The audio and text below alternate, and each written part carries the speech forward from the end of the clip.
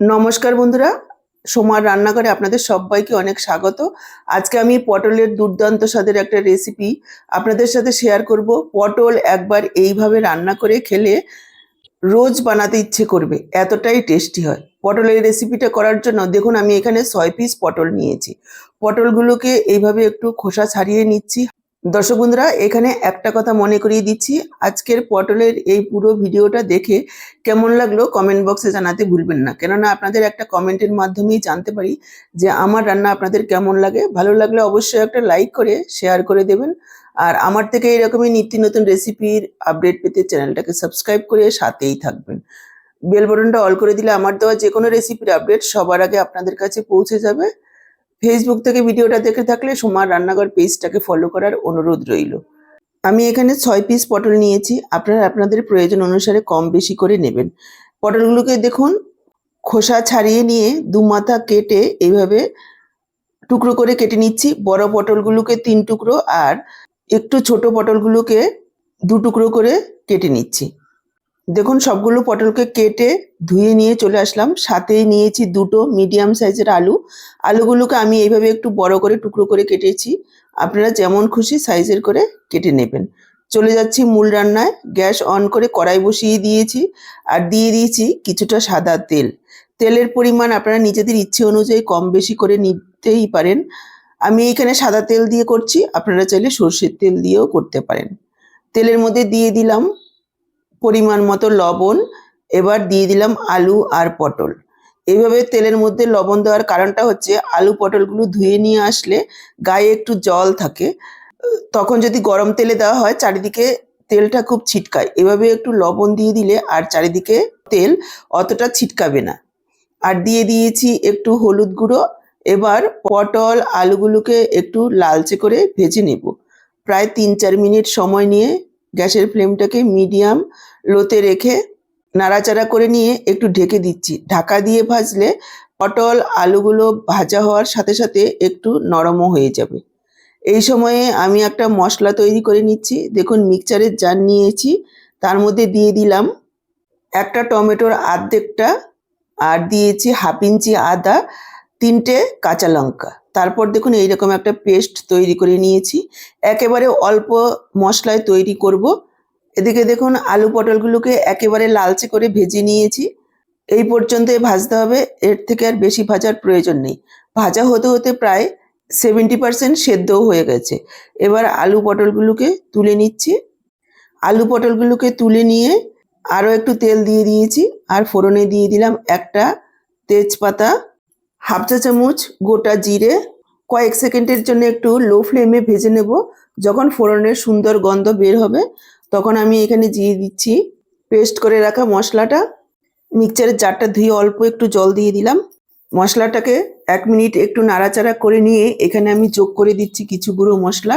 দিয়ে দিলাম হাফ চা চামচ পরিমাণ হলুদ গুঁড়ো, হাফ চা চামচ ধনের গুঁড়ো, হাফ চা চামচ জিরের গুঁড়ো, হাফ চা চামচ লাল লঙ্কার গুঁড়ো। ঝালটা আপনারা নিজেদের পরিমাণ বুঝে দেবেন। মনে রাখতে হবে আমরা কাঁচা লঙ্কাও দিয়েছি। আর হাফ চা চামচ কাশ্মীরি লাল লঙ্কার গুঁড়ো। এটা সম্পূর্ণই অপশনাল, আপনারা চাইলে নাও দিতে পারেন। এটা আমি কালারের জন্য দিয়েছি। আর দিয়ে দিচ্ছি 1/4 চামচ হিং, একটু জলে গুলে। ফোড়নে হিং দিলে একরকম টেস্ট হবে, আর এইভাবে জলে গুলে মশলার সাথে দিলে অন্যরকম একটা টেস্ট আসবে। এইভাবে হিংটা দেওয়ার কারণে এর স্বাদ অনেক গুণ বেড়ে যাবে। একবার এইভাবে রান্না করে খেয়ে দেখুন, আশা করি আপনাদের ভালো লাগবে। এবার মশলাটাকে 2-3 মিনিট সময় নিয়ে কষিয়ে নিব। দেখুন নাড়াচাড়া করতে করতে মশলার তেল ছেড়ে দিয়েছে, কিন্তু মশলাটা এখনো কাঁচা রয়েছে। আরো ভালোভাবে মশলাটাকে কষিয়ে নিতে হবে। সেজন্য আমি অল্প পরিমাণে একটু জল দিয়ে নাড়াচাড়া করে মিশিয়ে নিয়ে ঢাকা দিয়ে দিলাম। এখানে মনোযোগ সহকারে মশলাটাকে ভালোভাবে কষিয়ে নিতে হবে ঝোলের টেস্ট বাড়ানোর জন্য। দেখুন ঢাকা দিয়ে আরো 1-1.5 মিনিট রান্না করে নিয়েছি। এবার আরো একটু নাড়াচাড়া করে নিচ্ছি। মোটামুটি 3-4 মিনিট মশলাটাকে কষিয়ে নিয়েছি। এবার আমি যোগ করে দিচ্ছি ভেজে রাখা আলু আর পটল।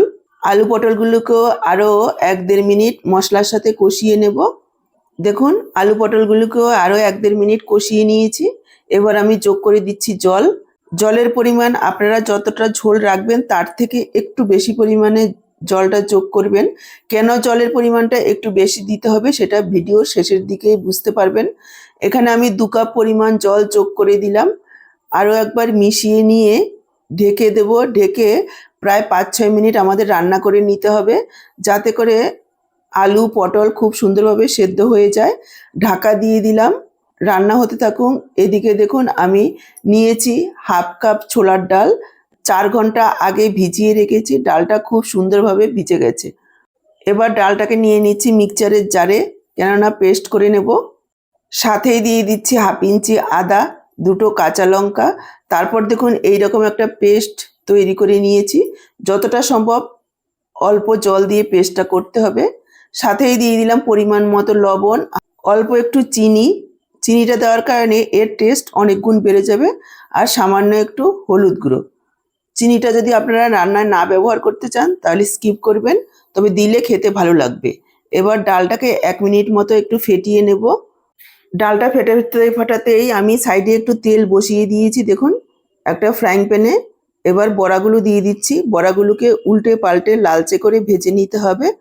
আমি বড়াগুলোকে একটু মিডিয়াম সাইজের করে দিয়েছি। আপনারা চাইলে আরেকটু বড়ও দিতে পারেন বা আরেকটু ছোটও দিতে পারেন। দেওয়ার পর 1 মিনিট মতো একটু অপেক্ষা করেছি, তারপর এইভাবে উল্টে দিচ্ছি। প্রায় 2 থেকে 3 মিনিট সময় লাগবে এক বেশ ভাজতে। দুবারে ভেজে নেব। প্রথম ব্যাচের বড়াগুলো দেখুন ভাজা হয়ে গেছে। এবার আমি তুলে নেব। প্রথম ব্যাচেরগুলো যেভাবে ভেজেছি সবগুলো বড়া ঠিক একইভাবে ভেজে নেব। বড়াগুলো দেখুন ভেজে তুলে নিয়েছি। আর এদিকে আলু পটল প্রায় 5-6 মিনিট রান্না করে নিয়েছি। আলু পটল খুব সুন্দরভাবে সেদ্ধ হয়ে গেছে। একবার দেখিয়ে দিচ্ছি, দেখুন আলুগুলো এত বড় করে দেওয়া সত্ত্বেও খুব সুন্দরভাবে সেদ্ধ হয়েছে। এবার দিয়ে দিচ্ছি ভেজে রাখা বড়াগুলো, আরও একবার মিশিয়ে নেব। সাথেই দিয়ে দিচ্ছি হাফ চা চামচ গরম মশলার গুঁড়ো, হাফ চা চামচ ঘি। ঘিটা অপশনাল, চাইলে দিতেও পারেন নাও দিতে পারেন, তবে দিলে খেতে ভালো লাগবে। হাফ চা চামচ চিনি। এবার আরও একবার সব কিছু মিশিয়ে নেব। তারপর ঢাকা দিয়ে জাস্ট 2 মিনিট ফোটাবো, তার থেকে বেশি ফোটানোর দরকার নেই, তাহলে বড়াগুলো ভেঙে যেতে পারে। দেখুন ঢাকা দিয়ে 2 মিনিট ফুটিয়ে নিয়েছি। একেবারে তৈরি হয়ে গেছে আমাদের ডালের বড়া দিয়ে আলু পটলের ডালনা বা আলু পটলের তরকারি। একবার এইভাবে খেয়ে দেখুন, অসম্ভব সুন্দর খেতে হয়। গরম ভাত, রুটি, লুচি, পরোটা যা দিয়েই খাবেন ভীষণই ভালো লাগবে। এবার গ্যাসটা অফ করে 5 মিনিট ঢেকে রেখে দেব, যাতে করে সব কিছু খুব সুন্দরভাবে সেট হয়ে যায়। তারপর আমি সার্ভ করে দেখাচ্ছি। তাহলে আজকে পুরো ভিডিওটা দেখে কেমন লাগলো কমেন্ট বক্সে জানাতে ভুলবেন না। ভালো লাগলে লাইক, শেয়ার আর সাবস্ক্রাইব করে সাথেই থাকবেন। আজকে এই পর্যন্ত, আবার হাজির হবো এরকমই দারুণ টেস্টি কোনো রেসিপির সাথে। সবাই ভালো থাকুন, সুস্থ থাকুন। আপনাদের সবার সুস্থতা কামনা করে এখানেই শেষ করছি। পুরো ভিডিওটা দেখার জন্য অসংখ্য ধন্যবাদ সবাইকে।